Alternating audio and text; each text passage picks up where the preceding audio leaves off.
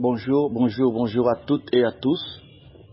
Nous bénissons le Seigneur pour sa grâce qui est avec nous, qui était avec nous, qui est avec nous, qui sera toujours avec nous. Nous remercions le Seigneur qui nous a protégés et qui est avec nous depuis le début de cette formation, le lundi jusqu'à aujourd'hui, le 3e jour. Je remercie le Seigneur pour le pôle de formation, en particulier la prophétesse Lydie, pour les thèmes choisis, pour le privilège qu'il nous a accordé et pour l'orientation du Saint-Esprit au travers de son ministère pour nous regrouper dans ce thème. Je remercie le Seigneur pour la coordination et pour l'administration et pour toute l'équipe de conseil. Je remercie le Seigneur pour la USDC. Je remercie le Seigneur pour ta présence et pour la présence de Saint-Esprit au milieu de nous. Nous allons aborder notre thème du 3e jour aujourd'hui. Le thème que nous allons aborder pour le 3e jour s'intitule « La justice, la paix et la cohésion nationale ». Le thème c'est « La justice, la paix et la cohésion nationale ». Le passage que nous allons lire, c'est dans le livre de Somme, chapitre 34, verset 14. Somme, chapitre 34, verset 14, je vais lire très rapidement. Éloigne-toi du mal, fais le bien, recherchez et poursuis la paix. Parole du Seigneur, nous allons prier. Seigneur, nous te prions pour ce moment que tu nous as accordé. Toi qui as été fidèle, toi qui commences ces bonnes œuvres et tu te l'achèves. Nous nous inclinons la tête devant toi, en ta présence et à tes pieds, parce que c'est toi qui détiens le monopole de tout. Nous sommes là dans notre programme de formation, parce que toi, Dieu, c'est toi le formateur par excellence. Nous voulons que tu nous parles encore ce matin, toi qui as commencé avec nous, toute bonne œuvre que tu as commencé en nous, tu n'as jamais commencé quelque chose et abandonné en mi-chemin. Les bonnes choses que tu as commencé, tu vas l'achever. C'est pourquoi nous voulons en ce matin que c'est toi qui nous enseignes, c'est toi qui dirige ce programme, c'est toi qui parles à nos cœurs. Je ramène toute pensée captive à l'obéissance de ta parole. Je prie enfin que tu ouvres notre entendement, que nos aveuglements tombent, que les écailles tombent de nos yeux, et faites-nous enseigner des choses nouvelles. Parle-nous en ce matin, forme-nous, toi le Saint-Esprit par excellent, nous laissons tout sous ton contrôle.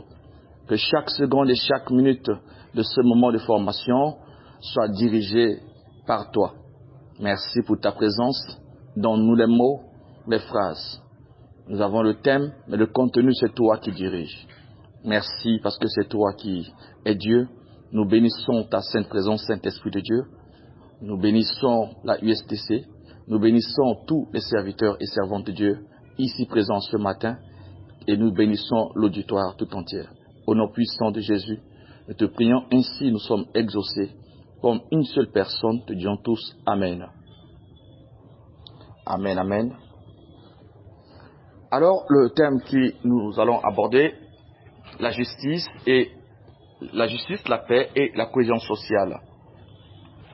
Alors, aujourd'hui, nous allons parler plus particulièrement, nous allons plus nous appesantir sur la République centrafricaine. On ne peut pas faire semblant de notre pays, ça doit passer en priorité.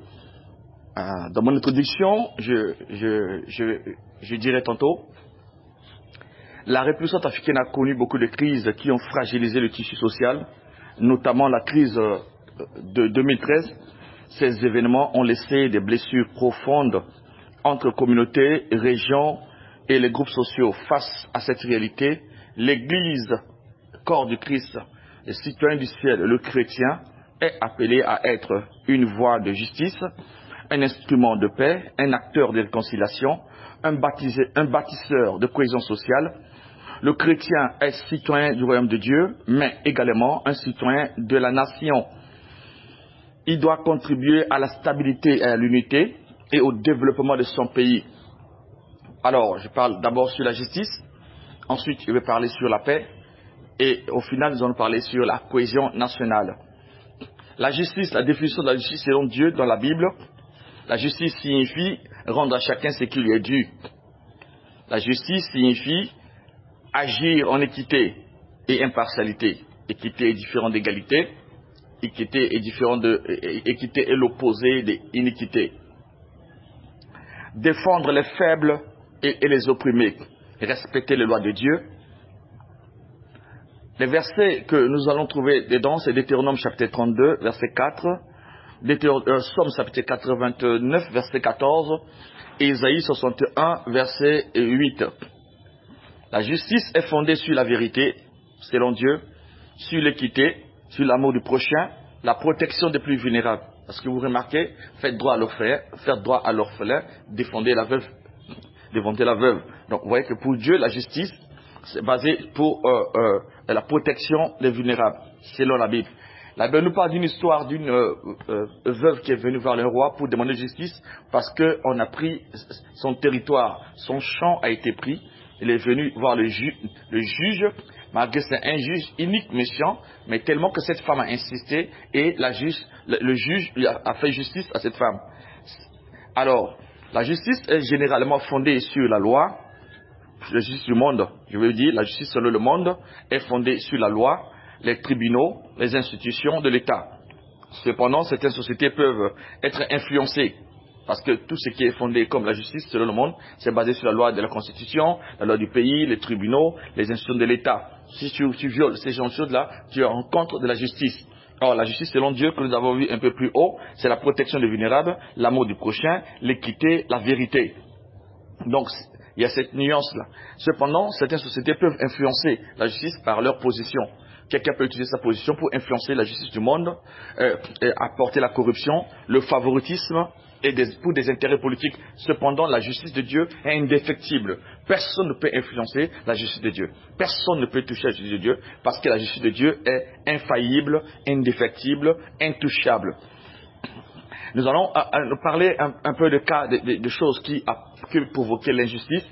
Le manque de l'impunité peut provoquer l'injustice. Je vais prendre un exemple plus clair. Par exemple, dans notre pays, la République africaine, il y a dans notre région vers le nord,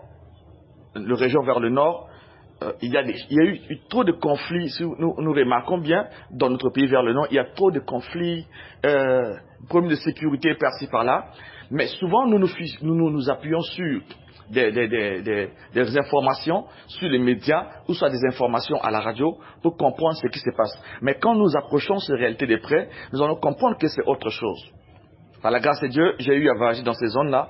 Nous comprenons que les raisons de ces conflits, souvent, se trouvent entre les éleveurs et les agriculteurs. Dans le nord-ouest de la RCA, plusieurs conflits ont opposé les éleveurs et les agriculteurs. Les causes principales sont les destructions de champs. Je donne un exemple. Je faisais partie d'une équipe de médiation de la paix dans mon travail de César. Nous sommes arrivés après Bukaranga et vers Kui. Ils sont partis voir un groupe de certaines personnes appelées entre griffes les Peuls, armés, pour demander à ce qu'eux, ils puissent venir, parce qu'il y avait un certain groupe des hommes armés, des autodéfenses armés, qui ont lancé des combats contre ces Peuls. Quand nous sommes approchés, et on a posé la question, mais pourquoi est-ce que vous avez fait du mal, vous avez attaqué les villages, vous avez incendié des maisons? La réponse qu'ils ont donnée, ils ont dit, ces groupes de la population que vous voyez, ils ont tué 80 bœufs et ils ont tué tous les peuls qu'on appelle bergers. Chaque peul peut avoir une famille. Ils ont tué les peuls et toute leur équipe. C'est pourquoi, en réponse à cela, et ces faits se sont répétés plusieurs fois, pendant ce temps, il n'y a pas la justice. La gendarmerie est saccagée. Je parle dans les années 2012-2013. Commissariat est saccagé. Il n'y a pas la justice pour trancher l'affaire. Et nous avons jugé mieux de nous armer pour ne pas continuer à être victimes. Parce que nous avons eu à perdre beaucoup de bœufs. Dans une année, une vache peut faire un veau. Vous voyez? Donc il nous faut des années pour avoir 80 bœufs. Et c'est pour avoir réponse à cela que nous sommes armés. Et quand nous sommes retournés vers le côté de la population, les agriculteurs, on les a demandé, pourquoi est-ce que vous avez tué plus de 80 bœufs? Si vous avez faim, vous devez tuer même un bœuf ou 2 bœufs. Mais vous avez tué 80 et même les éleveurs. La réponse des agriculteurs a été ceci. Nous avons des hectares de nos champs, nous avons des hectares de nos biens, mais ces peuls, ils laissent leurs troupeaux aller dans nos champs, brouter, piétiner et détruire plus de 100 hectares. Et ces faits se sont répétés. Nous essayons d'aller les parler plusieurs fois, mais il n'y a pas de solution. Ça s'est répété plusieurs fois et nous n'avons pas de greniers, nous n'avons pas des économies. Nos enfants n'ont pas pu fréquenter parce que nous n'avons pas l'argent pour payer l'école. Nous avons perdu tous nos biens et nous sommes pauvres.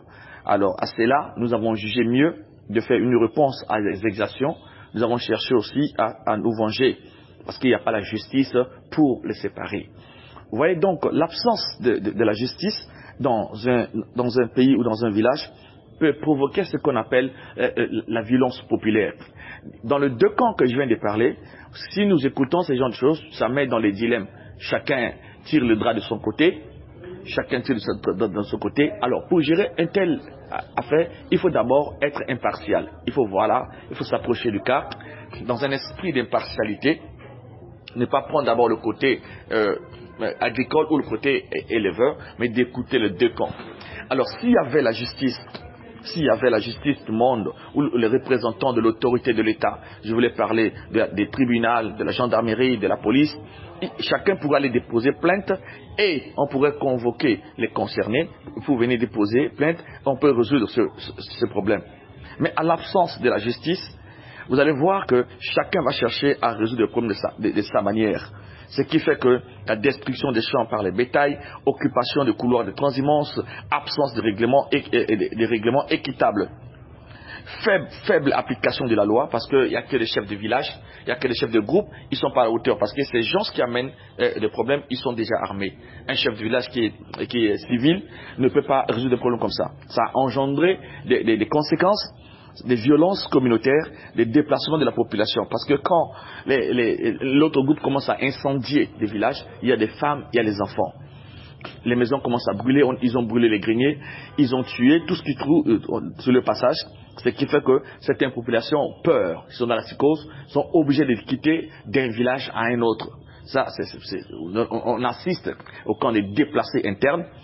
Et plus de cas, quand ils se sont déplacés, arrivés dans un autre village, ils n'ont pas trouvé des abris, ils n'ont pas trouvé des ceci, cela, parce que c'est pas leur village, ils n'ont pas de champs là-bas, ils n'ont pas, le forage c'est pour peut-être 500 personnes, et le village se retrouve à la hauteur peut-être de 4000 à 5000 personnes, le nombre de population est plus que le nombre de forages, ils sont obligés d'aller dans la brousse pour aller chercher de l'eau. Mais en allant dans la brousse, ils peuvent trouver encore certaines personnes armées qui peuvent les attaquer. Donc, pas peur de tomber entre les mains d'autres méchants, ils sont obligés de rester dans la brousse. Donc, il y a la famine et le trouble qui augmente.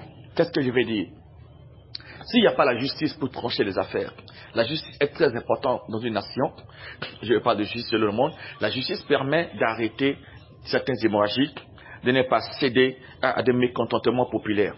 Ce qui a troublé notre pays, c'est juste que il faut que la justice prenne place. Mais quand, au moment où il commence à avoir la restauration de l'autorité de l'État, nous avons remarqué que la gendarmerie, la police, le commissariat, le tribunal, les procureurs commencent à déployer les autorités de l'État.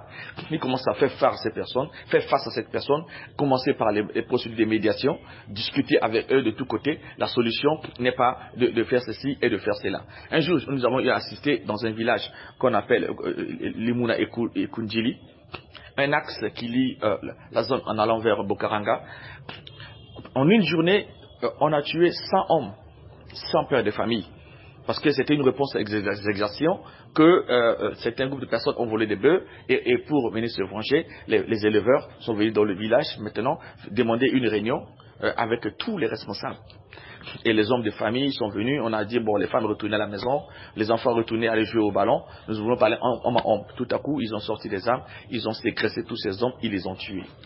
Donc, si la justice n'est pas là, nous allons assister à des bains de sang. L'importance de la justice dans un pays, ça permet que quelqu'un qui a quelque chose contre son frère peut aller à la justice, se plaindre et déposer plainte. La juge va trancher l'affaire, ils se sont apaisés. Ils se sont apaisés. Lorsqu'il y a de justice, les frustrations. Et lorsqu'il n'y a pas de justice, les frustrations finissent par produire des conflits. Et ces conflits finissent par produire la guerre. C'est des choses que nous voyons comme ça, que nous sous-estimons, mais c'est ce mécontentement qui va rester, devient la haine, et ça devient des conflits. Ça fait deux camps qui ne se fréquentent pas l'autre, on ne peut pas passer par là, parce qu'il y a des barrières illégales, il y a des groupes armés, et même si les fonctionnaires, on les a déployés pour aller prendre leur poste, soit à l'école, soit dans les hôpitaux, par-ci par-là, la route est bourrée des groupes armés et des barrières illégales, donc leurs vies sont en danger, il faut qu'ils soient déployés par la voie aérienne pour qu'ils puissent aller prendre leur poste. Alors c'est un peu l'importance de la justice que je parle d'abord dans le cas de notre pays. Donc lorsqu'il n'y a pas la justice, la frustration s'accumule et finit par produire des conflits. La justice prévient la violence. Donc je veux dire, la justice prévient la violence. Donc s'il n'y a pas la justice dans un pays, cette justice prévient la violence. Maintenant, nous, étant que l'Église, nous sommes là pour apporter la justice d'une manière équitable. Une justice appuyée sur l'équitabilité. Une justice pour défendre le faible. Vous voyez, quand le fort a de l'argent, il peut acheter la justice de ce monde, mettre dans sa poche. Il peut aller voir le procureur, il peut voir les grands hommes, il peut voir les chefs de brigade, discuter avec lui, voilà, un passage de pot de vin, alors il peut incliner tout à sa faveur. C'est pourquoi la justice selon Dieu, nous qui sommes de l'Église, si nous occupons de positions dans la justice, nous allons apporter la justice selon Dieu. Une justice qui permet aux faibles de se sentir à l'aise, qui permet aux riches de se sentir à l'aise, qui permet aux pauvres de vaquer à ses activités. Une justice impartiale, une justice sans parti pris, une justice neutre, une justice qui ne s'appuie pas sur des intérêts personnels et égoïstes, mais une justice qui est équitable, une justice sans corruption, une justice sans favoritisme, une justice sans intérêt personnel ou une justice sans intérêt politique. Vous voyez?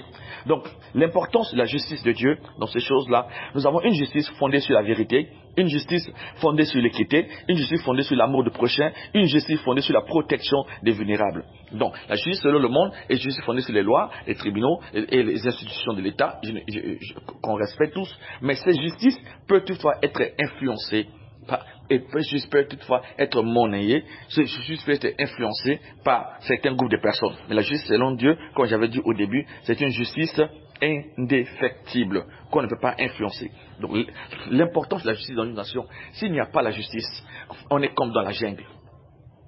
S'il n'y a pas la justice, on est comme dans le ghetto. C'est la loi du plus fort. C'est le plus fort qui domine.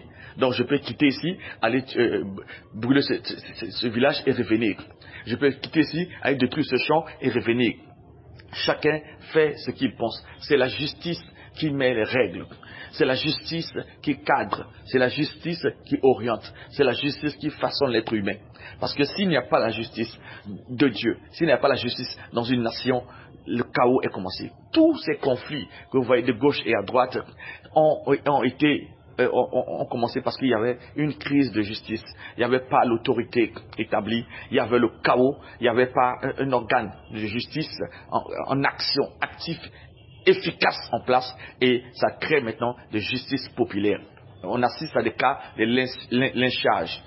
Donc, on peut prendre une personne, on dit voilà, celui-là, c'est un sorcier.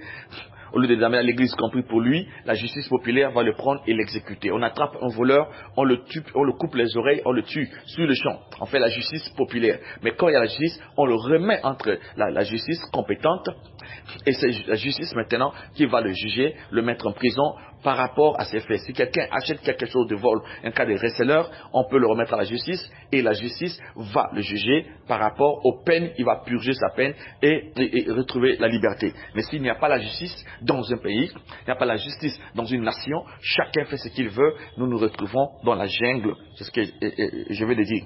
Donc, la justice est très très importante. Les troubles qui se passent parce qu'il y a une crise de justice, si les gens, la population n'a pas la confiance à la justice de son pays, ça c'est très dangereux. Si un peuple n'a pas la confiance à la justice de son pays, chacun va chercher une manière de se protéger. En cherchant d'autres moyens de se protéger, chacun va maintenant trouver des solutions. Je me souviens, on est arrivé dans un village, où dans ce village, nous nous sommes rencontrés, qu'un groupe de personnes sont venus et tirer dans tous les sens, sur les femmes, les adultes, les enfants. Ils ont massacré tout le monde. Il y avait eu tout un tas de carnage. Mais qu'est-ce qui s'est passé quand nous sommes arrivés? Il n'y a aucun cas de décès. Il n'y a aucun cas de blessure. Tout le monde était là. Tout le monde était là. Ça commence du plus petit jusqu'au plus grand. Pourquoi? Parce que tellement qu'il y a eu trop de guerres, trop des attaques dans cette zone, les gens du village ont décidé de payer un marabout depuis Nigeria, depuis les 4 coins du pays, pour venir faire des rituels de protection. Donc ils ont versé les élixirs dans les yeux des enfants, ils ont fait des bouillies